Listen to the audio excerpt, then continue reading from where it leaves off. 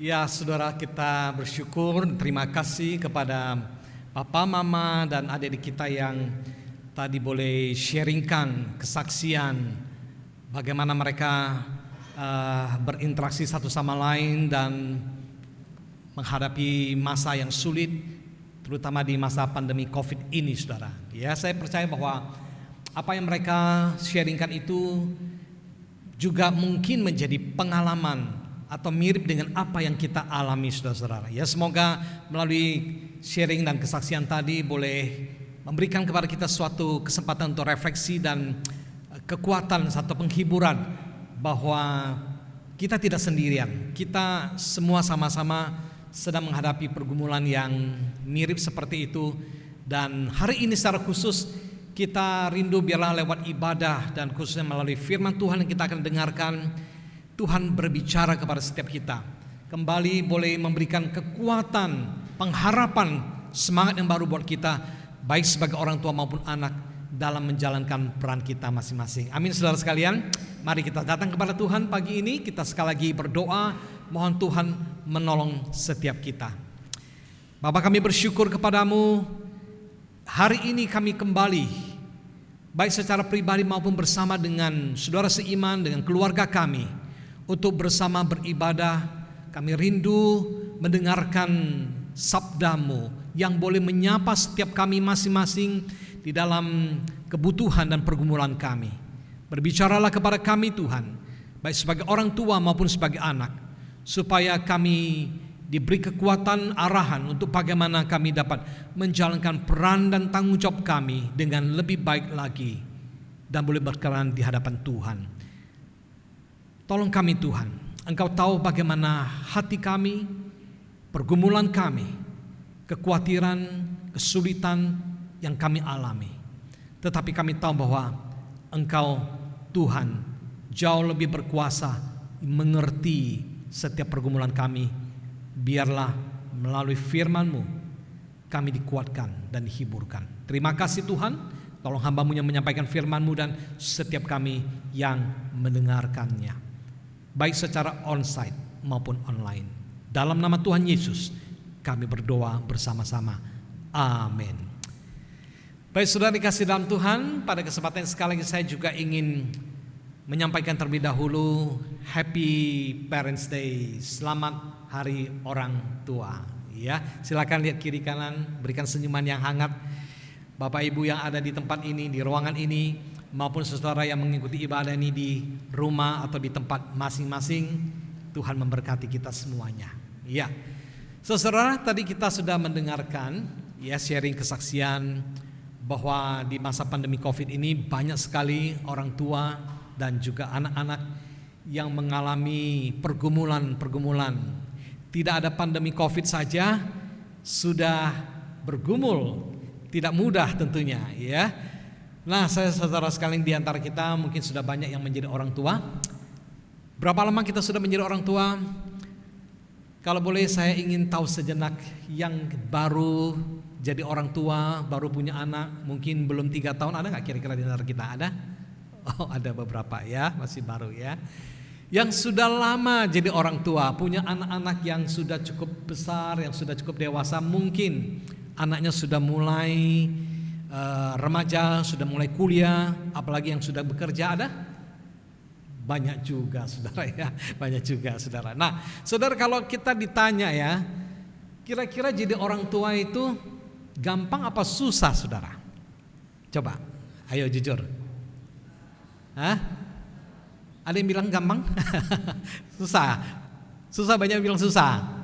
Saudara, kalau kita sudah jadi orang tua cukup lama, saya yakin pasti kita pernah ngalami ada saat-saat di mana kita ini merasa bohong, orang bilang ya, merasa sepertinya tidak berdaya, merasa tidak tahu apa yang harus dilakukan.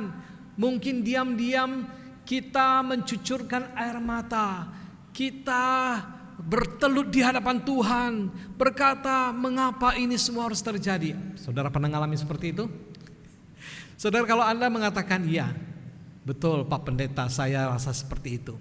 Saya ingin bilang saudara, Anda tidak sendirian saudara. Jangan kira mungkin ada keluarga yang kelihatannya mungkin dari luar sepertinya baik-baik saja, harmonis saja, rukun-rukun saja. Tapi kita tidak tahu bahwa di balik itu saudara, tidak sedikit orang tua, ayah, ibu yang menangisi anak-anaknya, yang keras, yang memberontak, yang tidak mau taat. Sementara di sisi lain juga mungkin juga anak-anak banyak yang mengeluh, kenapa papa mama tidak mengerti, kenapa papa mama begitu sok mengatur dan sebagainya saudara. Betul? Saudara, itu yang sering kali kita rasakan, yang kita alami saudara. Kita tidak sendirian, di luar sana banyak orang yang mengalaminya. Dan di tengah kita pun saya yakin banyak juga yang bergumul. Karena memang menjadi orang tua itu bukan hal yang mudah saudara sekalian. Menjadi orang tua itu adalah satu pekerjaan yang sulit saudara sekalian. Banyak orang bisa berhasil di luar sana mengatur perusahaan, mengatur banyak orang saudara. Tetapi ketika dia menjalankan perannya sebagai orang tua, mengatur 1-2 anak saja itu sangat sulit. Dan bahkan tidak tahu bagaimana harus menghadapinya saudara. Saudara sekalian, saya ingat dulu waktu saya masih kecil, ya, masih berada di dalam pengasuhan orang tua. Kalau orang tua kita sudah marah begitu ya, mungkin sudah melotot begitu, rasanya gimana? Kita udah takut saudara ya. Kita ini rasanya nggak berani macam-macam, nggak berani melawan saudara sekalian ya. Betul saudara mengalami seperti itu? Tapi sekarang ini saudara sekalian, kita ada di dalam zaman yang berbeda sekali. Banyak orang tua kalau marah sama anaknya bisa lebih marah lagi saudara sekalian. Malah mungkin anak yang bentak kepada orang tua saudara. Itu yang sering kali terjadi saudara. Dulu mungkin orang bisa besarkan anak 5 orang, 6 orang, kayaknya biasa-biasa saja, lancar-lancar saja saudara sekalian ya. Tidak perlu susah payah untuk mengurusnya saudara. Kayaknya udah besar sendiri aja. Barangkali seperti piara anak ayam begitu saudara sekalian ya. Kayak dibiarkan aja tuh anak-anak bisa berkembang gitu ya. Normal-normal saja, baik saja saudara sekalian ya. Nah saudara sekalian, tapi sekarang banyak orang tua sudah berjerih lelah, memberikan banyak perhatian, memberikan banyak sekali, ya, memperlengkapi dia dengan ini dan itu dan sebagainya. Anak belum tentu bisa berterima kasih dan bersyukur. Itu seringkali bisa terjadi seperti ini saudara. Sulit sekali. Makanya banyak orang itu betul-betul merasa bagaimana ya untuk bisa menjadi orang tua yang baik.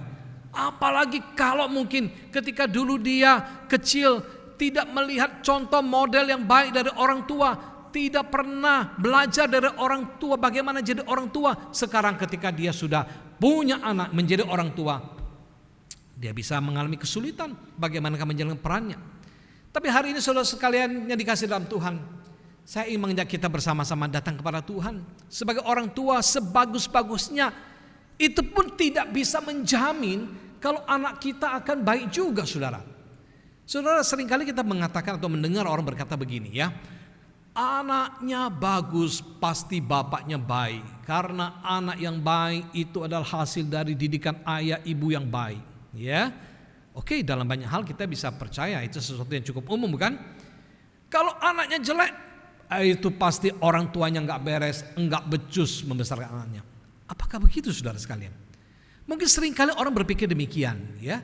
Saudara, tanpa mengurangi pentingnya kita menjalankan peran kita dengan sebaiknya sebagai orang tua. Tapi saudara, seringkali dalam realita hidup ini kita menemukan ada orang tua yang sudah berusaha sedemikian rupa, sudah baik-baik membesarkan anaknya, mengasuhnya, tapi tidak menjamin anak bisa mengambil jalan pilihannya sendiri, bisa bertolak belakang dengan orang tuanya, bisa berontak kepada orang tuanya. Itu justru kadang timbul dari keluarga yang baik-baik. Saudara pernah menyaksikan seperti ini? Ada menemukan seperti ini? Saudara, kita kadang-kadang gak bisa judge, gak bisa menghakimi saudara sekalian ya. Itu bisa terjadi baik kepada saudara sebagai jemaat maupun di tengah keluarga hamba Tuhan. Bisa juga seperti itu saudara. Mengapa ini bisa terjadi? Saudara, saya jujur mengatakan kadang saya pun tidak tahu jawabannya. Kita pun tidak tahu saudara. Tidak ada jawaban satu-satunya. Tidak ada single answer saudara terhadap pertanyaan mengapa ini terjadi. Kadang kita gak mengerti saudara. Tapi saya percaya dalam kasih anugerah Tuhan, Tuhan pun bisa bekerja. Kadang-kadang anak yang sudah kelihatan yang sudah menghilang, sudah terhilang, sudah tersesat, sudah terbawa arus. Ya, Tuhan semoga boleh bawa dia kembali pulihkan keluarga itu. Itu harapan kita, saudara. Tapi kadang-kadang ada banyak sekali pergumulan itu yang terjadi. Dan hari ini saudara sekalian, di dalam hari Parents Day ini, saya mengajak saudara-saudara juga merenungkan, melihat satu kisah keluarga yang hubungan orang tua dan anaknya tidak berjalan dengan baik, saudara. Memang tidak dibicarakan di situ sosok ibu, tetapi sosok ayah ini barangkali juga sekaligus mewakili ibu sebagai orang tua. Dia juga punya pergumulan, saudara. Apakah saudara juga punya pergumulan? Alkitab juga menceritakan ada banyak orang tua di dalam Alkitab juga punya pergumulan, saudara sekalian. Sekalipun mereka itu dekat sama Tuhan, sekalipun mereka itu setia dan taat kepada Tuhan, tapi keluarga mereka juga punya masalah. Anak-anak mereka itu punya problema tersendiri, saudara. Nah, hari ini kita akan belajar melihat seperti itu. Semoga melalui refleksi firman Tuhan kita diberikan kekuatan, harapan untuk bagaimana kita bisa terus menjalankan do our best, peran kita sebaik-baiknya, saudara. Mari kita lihat Injil Lukas pasal 15, saudara. Kita lihat dalam Injil Lukas pasalnya yang ke-15.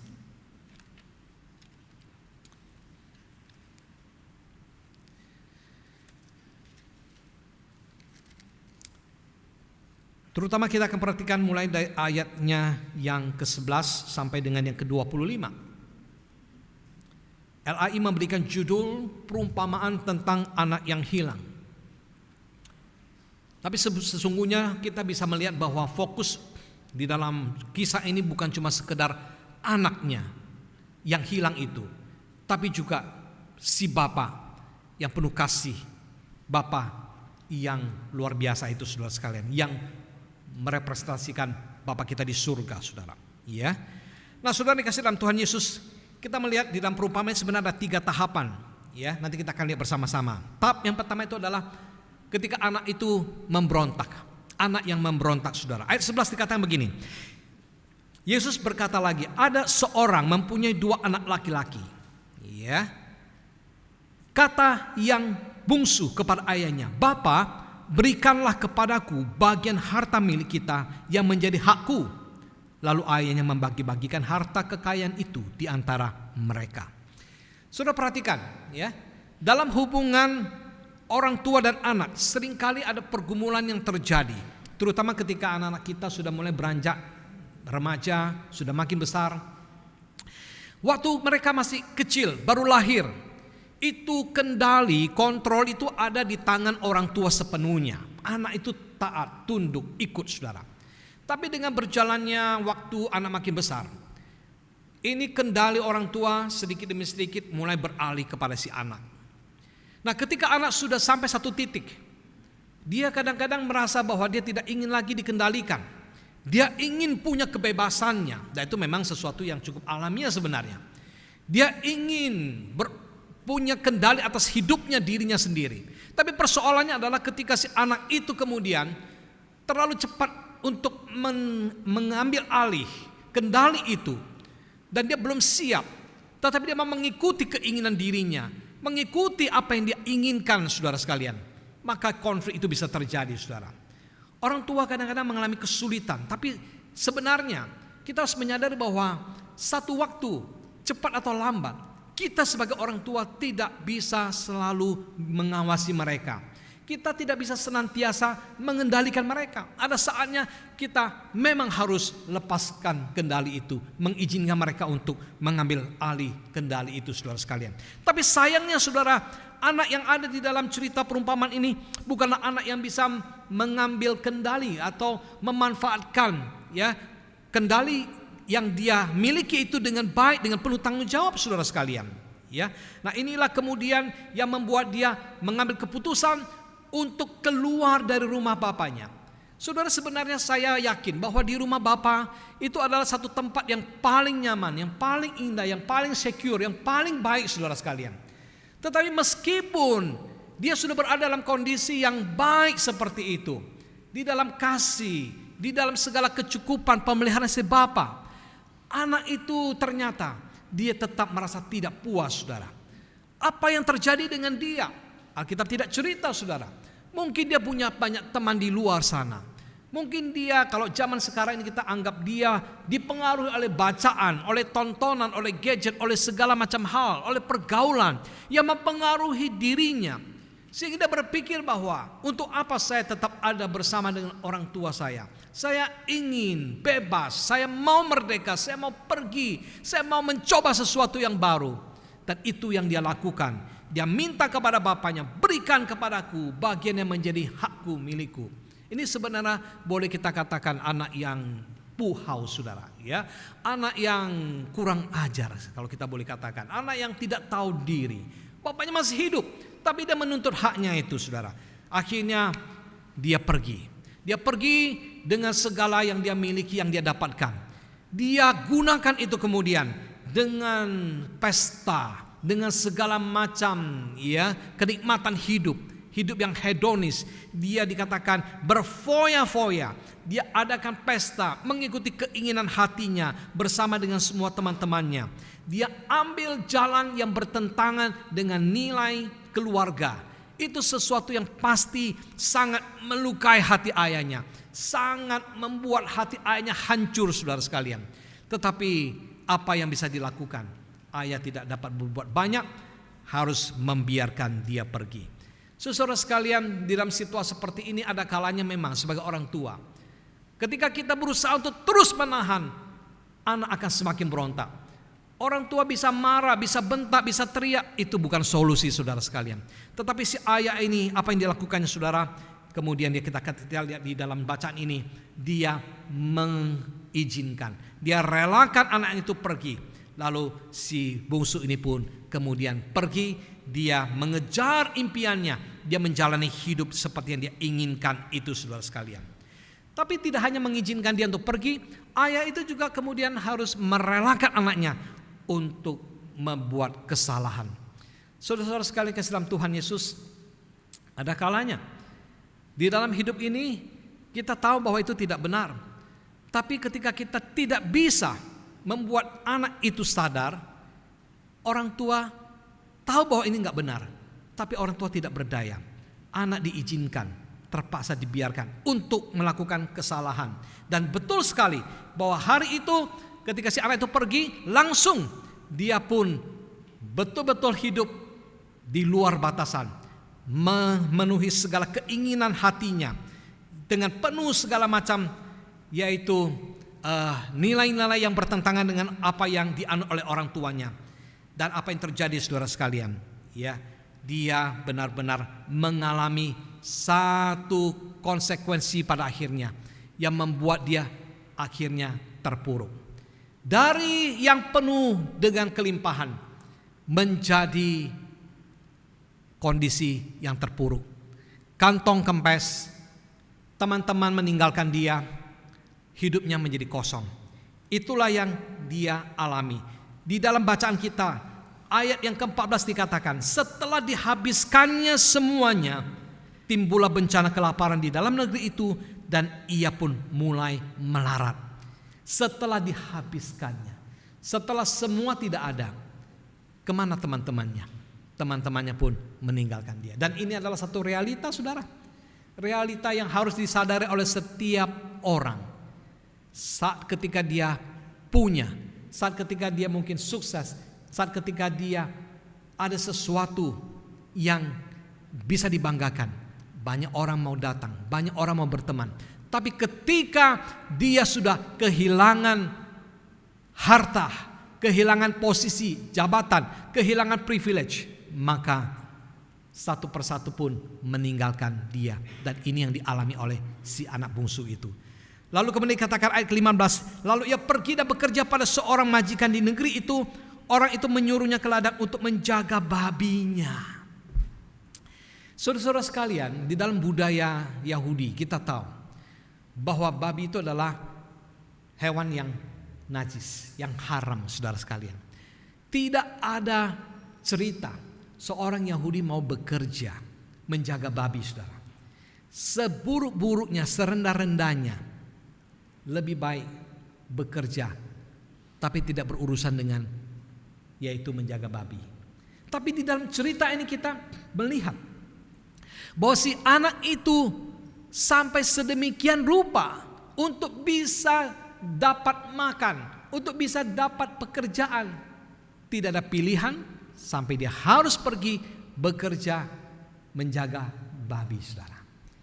Sebenarnya itu satu gambaran, satu ungkapan yang menunjukkan bahwa anak ini sudah sedemikian jauh pergi, sudah terhilang, saudara, di dalam kehilangan seperti itu, sampai dia harus menjaga babi. Dan bukan hanya sampai di sana, saudara sekalian. Kalau kita lanjutkan lagi, cerita yang sangat miris, ayat 16 dikatakan, lalu ia ingin mengisi perutnya dengan ampas yang menjadi makanan babi itu, tetapi tidak seorang pun yang memberikannya kepadanya, saudara. Saudara, saya baca bagian ini, saya tidak habis pikir, bagaimana bisa ada seorang anak dari keluarga baik-baik, saudara, yang semua berkecukupan, tapi hari itu dia sampai satu titik, sampai satu taraf di mana dia berebut makan dengan babi, saudara. Dan saat ketika dia mau makan makanan babi, itu pun dilarang oleh majikannya. Artinya, saudara, kondisi si anak itu sudah sebegitu rendah, sudah sebegitu ambruk, saudara, sampai lebih rendah daripada babi, saudara sekalian. Babi saja berhak untuk makan ampas, makanan bekas, saudara. Tapi si anak itu pun dianggap tidak layak untuk makan makanan babi, saudara sekalian. Saudara, itu menunjukkan betapa jatuh. Dan inilah sebenarnya, saudara, kondisi sebenarnya. Bukan hanya bicara tentang seorang anak yang hilang itu, saudara, tapi cerita ini sesungguhnya juga menggambarkan kondisi kita manusia ketika kita meninggalkan Tuhan, ketika kita berontak dari Allah, saudara, ketika kita berada dalam kejatuhan dosa, kita berada dalam kondisi yang terhina, yang terhilang, yang terpuruk itu, saudara sekalian. Dan itulah yang terjadi. Ayah harus mengizinkan anaknya untuk menuai konsekuensi dari perbuatannya. Setiap dosa, pemberontakan, kesalahan ada ganjarannya, saudara. Maka tidak heran kalau kita baca misalnya dalam Galatia pasal 6 ayat 7 bahwa dikatakan bahwa apa yang ditabur orang itu juga yang dituainya, saudara. Satu waktu kita akan menuai apa yang kita taburkan itu, saudara. Dan ini adalah masa yang tentunya paling sulit bagi si bungsu itu. Itu adalah masa yang paling berat bagi dia. Saudara, apakah kira-kira ayah itu tahu nggak apa yang terjadi dengan anaknya? Di dalam bacaan kita memang tidak diceritakan. Tapi saya membayangkan dan saya percaya, saudara, karena ini menggambarkan tentang Bapa di surga. Ayah tahu, saudara, mungkin diam-diam ada utusan yang dipanggil, yang disuruh untuk mengikuti, untuk yaitu mengamat-amati si anak ini. Kasih seorang ayah itu begitu besar. Ini memang extraordinary. Ini adalah bukan sekedar seorang ayah biasa, saudara, tapi ini adalah ayah yang sempurna, saudara. Sekalipun anaknya sudah pergi meninggalkan si papa, tapi si bapak ini pasti tetap mengikuti bagaimana perkembangan si anak. Saudara, mungkin sebagai ayah ketika dia tahu apa yang terjadi dengan si anak, bahwa anak itu sudah dalam kondisi yang terpuruk, tidak ada makanan untuk dimakan, kelaparan, compang-camping, bau, tertolak, ya, melarat. Mungkin secara hati, saudara, ada satu panggilan, aduh kasihan banget ini anak. Aku akan kirim makanan kepada dia, aku akan kirim uang kepada dia. Kalau hari ini mungkin ayah akan kirim barangkali transfer buat supaya anaknya bisa survive. Dan kita akan lakukan banyak hal, saudara. Tetapi ternyata si ayah tidak melakukan itu, saudara. Dan inilah sesuatu yang memang berat bagi si ayah, saudara. Tetapi dia mengizinkan, membiarkan supaya si anak itu bisa merasa, bisa menuai apa yang dia alami. Dan saya pikir ada satu pelajaran yang sangat berharga, saudara. Kadang-kadang memang betul, saudara, ajaran tidak selalu bisa membuat orang sadar. Ada banyak orang, kita sebagai orang tua, saudara, kita sudah ngajar anak kita sudah kasih tahu, kita sudah mungkin berikan banyak pengarahan. Masuk kuping kanan, keluar kuping kiri, saudara sekalian, ya. Kita ngomong anak kita tidak mau dengar. Tapi sampai dia harus mengalami lebih dahulu saudara. Nah itulah yang penting saudara. Kadang-kadang dalam hidup ini saudara, ada kalanya harus dialami, harus kena batunya dulu saudara. Kalau dia tidak dalam kondisi yang betul-betul terpuruk saudara, mungkin tidak akan sadar. Orang saudara seringkali ya akan sulit datang kepada Tuhan, bertobat kalau dia tidak sampai satu titik di mana betul-betul dia sadar betapa dosa itu mengerikan. Betapa kondisinya itu mungkin sudah tidak dapat ditolong lagi, hopeless saudara. Dan saat itulah baru kemudian dia mengangkat tangan berseru, Tuhan tolong saya. Dan ketika dia masih rasa dia mampu, ketika dia merasa dia masih sanggup saudara, sulit ya. Ibaratnya kalau kita mau tolong orang yang berenang saudara, yang kelelep. Seringkali apa saudara? Kalau dia belum bisa menyerah saudara, saudara mau nolong dia, jangan-jangan nanti saudara juga ikut tertarik, ikut tenggelam saudara. Sulit sekali bukan? Nah seringkali makanya kita dengar orang mengatakan, kalau mau tolong tunggu, sabar, jangan buru-buru. Biarkan dia menyerah dulu deh. Udah berhenti, ya tidak berontak dulu, baru kemudian membunah untuk engkau angkat, tarik dia saudara. Tapi saat ketika dia belum bisa menyerah, masih berontak, sulit sekali saudara. Nah saudara sekalian, si anak itu dalam kondisi terpuruk. Dan si ayah ini tahu, tapi dia tidak mau ambil jalan pintas, cut short untuk menolong. Dia mengizinkan anak itu untuk, tadi pertama dia keluar dari rumah, mengambil pilihannya, lalu membuat kesalahan, dan sekarang menuai konsekuensi dari kesalahannya. Barulah kemudian anak itu masuk ke tahap kedua. Tahap pertama, dia berontak meninggalkan rumah bapa. Tahap kedua, dia self reflection, refleksi diri dan penyesalan. Itu yang kita lihat. Ayat yang ke-17 saudara sekalian, ya kita baca. Lalu dikatakan, lalu ia menyadari keadaannya.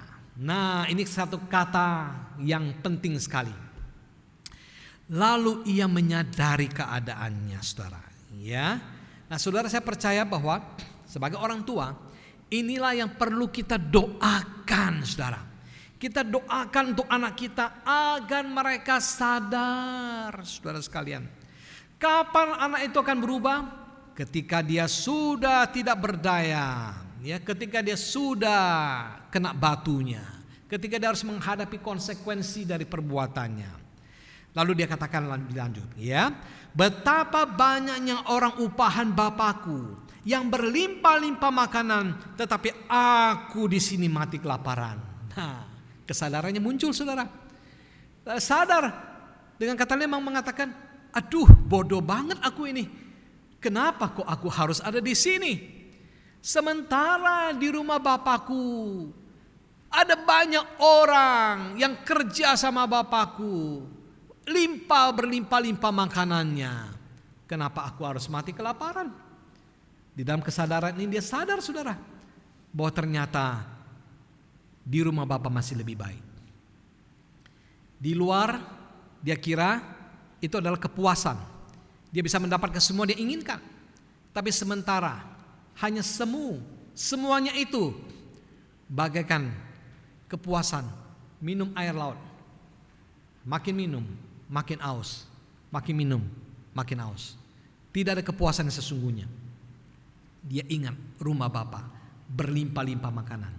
Dan saat itu kemudian, ya, dia berkata, aku akan kembali kepada Bapakku. Ya, aku akan bangkit dan pergi kepada Bapakku dan berkata kepadanya, Bapa, aku telah berdosa terhadap surga dan terhadap Bapa. Aku tidak layak lagi disebutkan anak Bapa. Jadikanlah aku sebagai salah seorang upahan Bapa. Sudah, ini luar biasa sekali, ya. Anak itu tadi di ayat 12, dia berkata kepada bapaknya dengan penuh kesombongan, Bapa, berikanlah kepadaku apa yang menjadi hakku. Nah sekarang di ayat 19, dia berkata apa? Jadikanlah aku. Dengan rendah hati dia mau berkata, jadikanlah aku. Bukan lagi sebagai anak, Mungkin dia sudah tidak menyadari, tidak merasakan akan haknya, tidak merasa berhak lagi. Cukup jadikan aku sebagai salah satu upahan Bapa. Saudara yang kasih dalam Tuhan Yesus, kalau Anda sebagai orang tua, apa yang kira-kira akan Anda lakukan di dalam tahap kedua ini, saudara? Kita lihat di sini. Jelas yang terpenting adalah kita terus mendoakan. Terus berdoa untuk anak kita. Supaya dia sadar, saudara. Yang kedua, saudara, serahkan ke dalam tangan Tuhan. Percaya kepada Tuhan. Biar Tuhan berkarya di dalam hidup anak kita. Sekalipun mungkin kita tidak punya kendali, kita lepas kendali, saudara. Tapi Tuhan tetap Tuhan yang pegang kendali, saudara. Kita serahkan kepada Tuhan dan kita nantikan Tuhan. Nantikanlah waktunya. Ada saatnya kita harus bersabar, saudara. Dengan iman kita nantikan, doakan. Jangan menyerah. Jangan ambil jalan pintas. Doakan, percayakan, dan nantikan. Saatnya serahkan pada Tuhan. Dan dengan demikian, saudara sekalian, maka anak itu barulah kemudian akan masuk ke dalam tahap yang ketiga. Tahap yang pertama, pemberontakan. Yang kedua, kesadaran. Yang ketiga, pulang. Dia kembali. Saudara, bagaimana kemudian si ayah ini bisa menghandle, menangani si anak ketika dia pulang? Ini adalah hal yang sangat penting. Waktu si anak sadar kembali kepada orang tua, nah inilah sesuatu yang sangat penting yang harus dilakukan oleh setiap orang tua. Jangan sampai salah, jangan sampai keliru. Apa yang orang tua itu lakukan, saudara sekalian? Kita baca ayat yang ke-20, ya. Ya, ketika tadi anaknya sudah kembali, ayat 20. Maka dikatakan, bangkitlah ia dan pergi kepada bapaknya. Ketika ia masih jauh, dikatakan, ya, ayahnya telah melihatnya. Lalu tergeraklah hatinya oleh belas kasihan. Saudara sekali, ini adalah satu perkataan yang punya makna yang sangat dalam. Sewaktu anak itu masih jauh, di manakah si anak itu? Belum di rumah, belum sampai, masih di luar sana, saudara. Tapi ayahnya sudah melihatnya. Kenapa ayah bisa melihatnya, saudara? Saya percaya, saudara sekalian, secara tersirat ini mau mengatakan begini nih, ya. Sekalipun si anak itu sudah berontak pergi meninggalkan si papa, tetapi hati orang tua itu tidak akan bisa melupakan anaknya sendiri. Hari itu dia duduk di depan rumah. Saya kira ini bukan kebetulan, saudara. Tapi ini sudah dilakukannya berhari-hari, berminggu-minggu, nggak tahu sudah berapa lama, saudara. Dia duduk di situ dan selalu melihat ke depan, melihat keluar, melihat ke jalanan. Kapan anaknya kembali, kapan anaknya pulang. Nah, hari itu ketika si anak mengambil keputusan untuk kembali, masih jauh dikatakan. Tapi si ayah itu yang sudah menunggu, menantikan kepulangan si anak. Dari jauh dia melihat, lalu dia bisa mengenali si anak itu. Saudara sekalian, ini adalah sesuatu yang Anda bayangkan. Pasti ketika si anak itu pulang, kondisinya sudah sangat berubah. Kalau tadi mungkin dia pergi dengan segala macam kerapian, dengan segala macam perlengkapan, dengan segala macam kelimpahan, saudara. Tapi waktu dia pulang, saudara, bajunya mungkin sudah compang-camping, rambutnya, pakaiannya, penampilannya sudah tidak karu-karuan, saudara. Karena dia sudah berhari-hari, dia sudah bekerja, jaga babi, makan makanan babi, dengan kondisi yang sudah kumal. Saudara, secara manusia itu sudah tidak lagi mungkin bisa dikenali, saudara. Tetapi saudara sekali, meskipun dia pulang dengan kondisi yang begitu berubah, tapi ada sesuatu di dalam hati si bapak itu yang bisa membuat si ayah itu sayangnya kok punya sense gitu ya. Kok kayaknya seperti punya satu perasaan, itu loh anakku. Hanya hati orang tua yang penuh kasih itu yang bisa kayak punya alarm menyala tuh, sense itu tuh. Dia bisa tahu itu anaknya tuh. Itu bukan pengemis, Itu bukan orang lain, tapi itu adalah anaknya. Sekalipun masih jauh. Lalu tanpa berpikir ulang saudara, si ayah itu mengambil keputusan. Lalu dia bangkit, dikatakan dia bangkit saudara sekalian. Lalu dia pergi berlari mendapatkan si anak itu.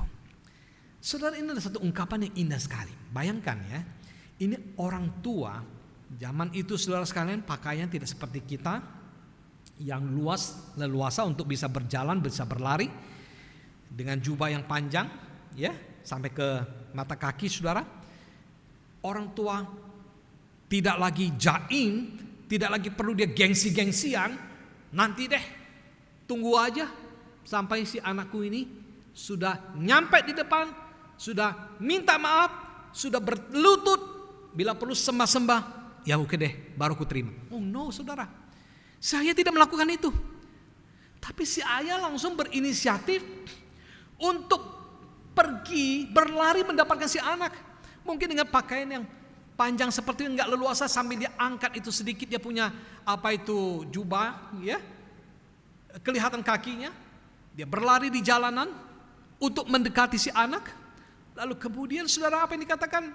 Alkitab mengatakan ketika ya dia berlari mendapatkan si anak, lalu kemudian apa? Merangkul. Ketika sudah sampai, dia rangkul itu anak dan dia cium itu anak. Padahal si anak itu dalam kondisi yang sudah tidak karuan, bau saudara sekalian. Tapi si ayah melakukannya itu. Apa yang menggerakkan, yang bisa membuat seorang ayah merangkul lagi, mencium lagi anaknya itu, kalau bukan kasih saudara. Belas kasihlah itu. Belas kasihnya itu mengalahkan segala kekecewaan, mengalahkan segala kemarahan, menutupi segala macam luka yang ada selama ini. Kasih menutupi banyak pelanggaran saudara.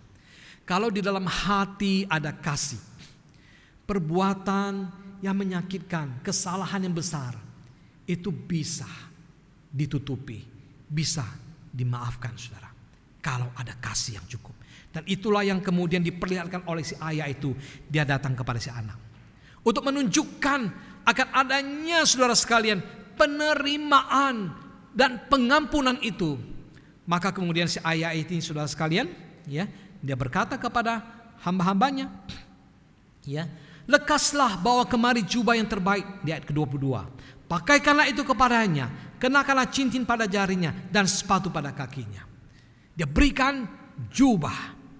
Jubah itu melambangkan akan suatu hak privilege, akan sonship, keanakan itu kembali. Diberikan lagi suatu kesempatan untuk kembali sebagai anak. Ya, berikan lagi itu cincin sebagai satu bentuk kepercayaan, otoritas, bahwa anak ini sudah diterima. Anak itu berhak untuk dijadikan sebagai anak di tengah keluarga. Berikan sepatu. Itu semuanya menunjukkan akan adanya, yaitu penerimaan, pengampunan yang diberikan oleh orang tua kepada si anak. Dan hari itu anak ini benar-benar kembali. Relasi yang selama ini renggang, yang rusak, yang hancur, boleh dipulihkan lagi. Selama ini mungkin si anak ada bersama orang tua di rumah. Anak boleh ada di rumah, hatinya jauh, hatinya tidak di rumah. Tapi hari itu bukan hanya anak itu kembali, hatinya pun kembali bersama-sama. Saudara, bagaimanakah kita bisa mengalami kehidupan yang bertumbuh, growing di tengah kondisi situasi yang sulit, yang sukar, kalau relasi belum dibereskan, kalau hubungan belum dipulihkan? Sangat sulit bukan? Tapi mulai, saya percaya saudara, ketika ada kasih pengampunan itu, disitulah kemudian saudara, komunikasi yang mulai berjalan. Mulailah kemudian anak itu sadar bahwa sebagai anak bagaimana menghormati orang tua, bagaimana dia tunduk kepada otoritas orang tua, bagaimana dia mau dengar kepada orang tua. Dan orang tua bisa menjalankan perannya di dalam mendidik dan mengarahkan, di dalam mencukupkan kebutuhan anak. Maka itu keluarga akan menjadi keluarga yang indah, dipulihkan, yang bertumbuh, yang kuat saudara. Saudara, cerita perumpamaan ini itu bicara tentang keluarga, bicara tentang si anak, bicara juga tentang kita sebenarnya. Kita semua di sini, kita sebagai orang tua di satu sisi, tapi kita juga adalah anak di hadapan Bapa kita di surga. Bagaimanakah hubungan kita selama ini dengan Bapa kita? Jangan-jangan mungkin saudara, selama ini kita ada di rumah Bapa. Kita bisa setiap minggu ke gereja. Kita bisa setiap minggu beribadah. Kita kelihatannya dekat dengan Tuhan. Tapi mungkin hati kita di tempat lain. Kita selalu mau pergi, mau keluar, mau mengikuti keinginan diri kita sendiri. Ada berontak, ada kemarahan, ada ketidakpuasan, ada sungut-sungut dan sebagainya, saudara. Dan itu membuat kita tidak bisa menghargai akan kasih anugerah Tuhan, saudara. Hanya ketika kita sadar bahwa sesungguhnya kalau kita tinggalkan Tuhan, kita jauh dari Tuhan, hidup kita terpuruk, hidup kita gak ada apa-apanya, saudara sekalian. Di luar aku, kata Yesus, kamu tidak dapat berbuat apa-apa. Waktu kita sadar bahwa di luar Tuhan kita ini sesungguhnya terpuruk, kita ini nol besar, saudara sekalian. Seharusnya itu membuat kita datang bersyukur, Tuhan betapa baiknya anugerah dan rahmat-Mu. Biar kita kembali mengingat akan kasih setia Tuhan yang begitu mengasihi kita, sehingga demi kita dia rela berkorban, memberikan nyawanya. Dia mati bagi saudara dan saya. Saudara, ketika kita sudah bisa menjadi anak yang baik terhadap Bapa kita di surga, barulah kemudian kita pun bisa menjadi orang tua, papa dan mama yang baik bagi anak-anak kita.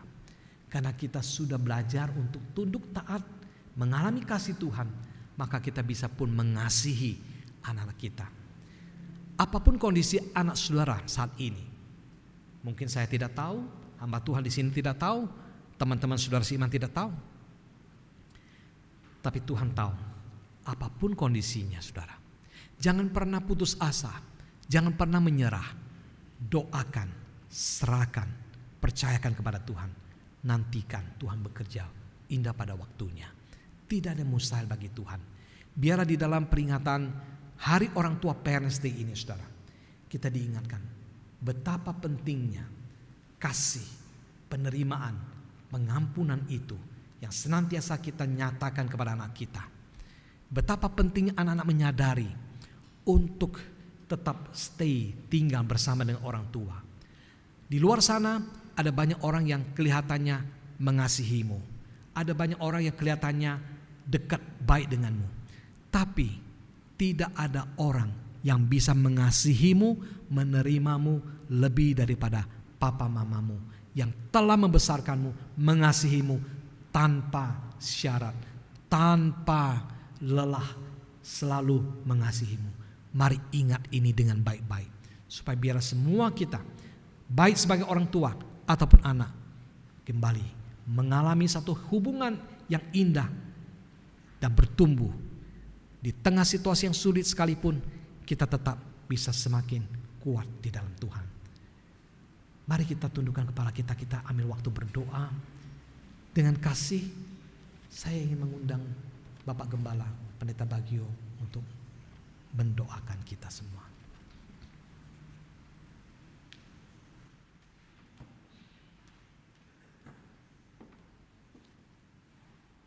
Tuhan, di tengah kehidupan yang sulit, apa yang kami hadapi, permasalahan, kondisi, bahkan lingkungan yang terus memburuk,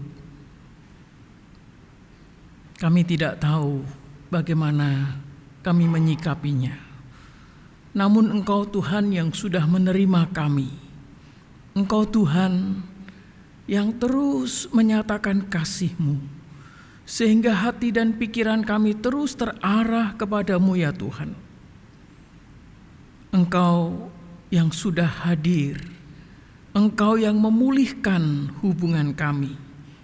Tuhan, kini saatnya sebagai orang tua, kami terus menyatakan kasih, kami terus bersabar, kami terus berharap kepada Tuhan. Dan kami yakin pengharapan kami, relasi kami dengan Tuhan akan mengalir ke dalam diri anak-anak kami. Tuhan, kami juga mengingat keberadaan diri kami yang sebagai anak-anak yang kerap kali kami kurang memahami kondisi orang tua kami. Namun melalui kasih yang Engkau berikan, pengorbananmu di kayu salib, Engkau yang sudah mengasihi orang tua kami, Engkau yang sudah menebus orang tua kami, Engkau juga memberikan kasih yang ada di dalam diri orang tua kami. Karena itu Tuhan, sekalipun orang tua kami tidak sempurna, namun merekalah yang menjadi wakil Tuhan. Dan kami biarlah menyadari, dan kami tunduk taat karena orang-orang yang di sekitar kami, orang-orang yang di luar sana tidak akan bisa menerima setulus apa yang sudah Tuhan beri. Kami percaya Tuhan, di tengah relasi keluarga, tekanan lingkungan yang kurang baik, namun kasih-Mu memulihkan. Dan kami mau belajar untuk tinggal di dalam kasih-Mu saja. Terima kasih Tuhan, terima kasih untuk kebenaran firman yang sudah kami dengar. Kami naikkan permohonan dan doa kami ini di dalam nama Tuhan Yesus Kristus. Amin.